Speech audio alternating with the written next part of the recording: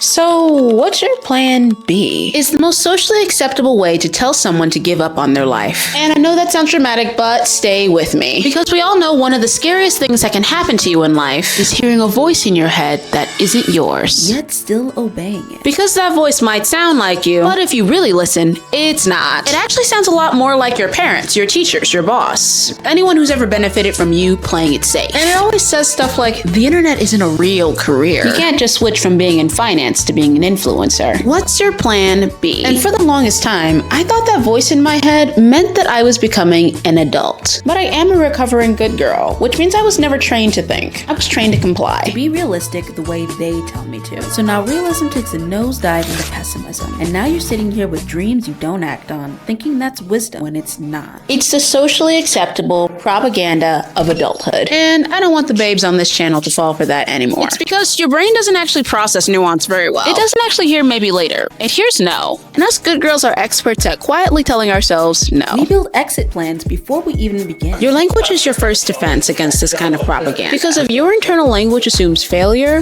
you've already guaranteed it. So I gave myself rules. 3 of them. First, affirmations. ITGIRL. Yes, they're cringe. Your subconscious is already listening to you all day anyway, so you might as well stop feeding it self-doubt like it's a personality trait. Second, control your media. If every video essay you consume says success is rare, unrealistic, or impossible, your brain will eventually believe it. And third, I started banning words. If nothing else, ban I'll try and if. Because those phrases aren't harmless. They're escape hatches. They keep your belief in yourself optional. And once you take away the language that's constantly undermining you, something really uncomfortable happens. You very quickly run out of excuses. But something even more interesting happens after that. Optimism stops feeling delusional and starts feeling like the only thing left. And that voice in your head, it never goes away. But at least now, it finally sounds like you.